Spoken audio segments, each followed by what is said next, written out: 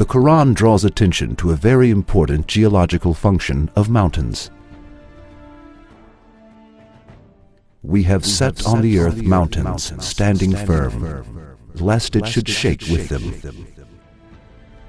If we pay close attention to the verse, we will see that mountains' property of preventing shocks on earth is mentioned.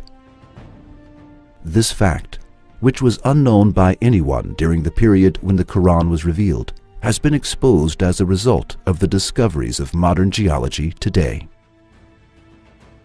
In the past, it was thought that mountains were merely protrusions rising above the surface of the earth.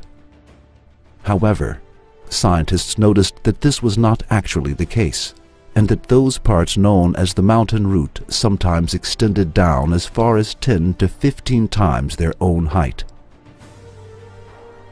With these features, mountains play a similar role to a nail or peg firmly holding down a tent. For example, Mount Everest, the summit of which stands approximately 9 kilometers above the surface of the earth, has a root deeper than 125 kilometers. Besides, mountains come into existence as a result of the movements and collisions of massive plates forming the Earth's crust. When two plates collide, the stronger one slides under the other. The one on the top rises by bending down and forms the mountains. The layer beneath proceeds under the ground and makes a deep extension downward. Consequently, as stated before, mountains have a portion stretching downwards as large as their visible parts on the earth. Professor Ciavita, a world-renowned underwater geologist, made the following comments in reference to the way that mountains have root-like stalks attaching them to the surface. The fundamental difference between continental mountains and the oceanic mountains lies in its material. However, the common denominator on both is that they have roots to support the mountains. In the case of continental mountains, light low-density material is extended down into the earth as a root. In the case of oceanic mountains, there is light material which supports the mountain as a root.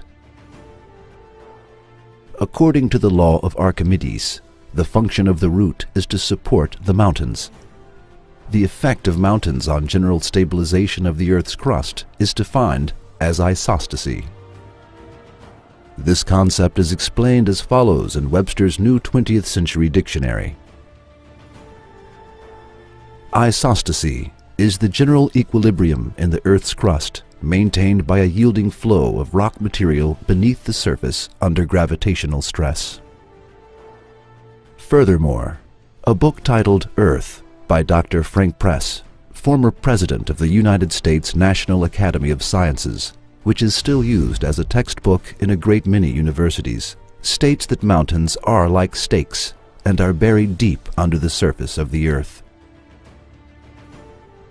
In some verses of the Quran, this role of the mountains is pointed out by a comparison with pegs. Have we not made the earth as a wide expanse, and the mountains as pegs? He set on the earth mountains, standing firm, lest it should shake with you. Now, we are asking those who close their eyes and minds to the sun of the Quran, and who still say that the Quran is the word of a human. How could you explain the Quran's explicit declaration of a scientific fact at a time when there was no science and technology, while this has just been discovered as a result of modern geological and seismic researches? Would you believe in Allah, who makes mountains as pegs for the earth, by saying that this is His book, or still close your eyes to this sun and condemn yourself to darkness?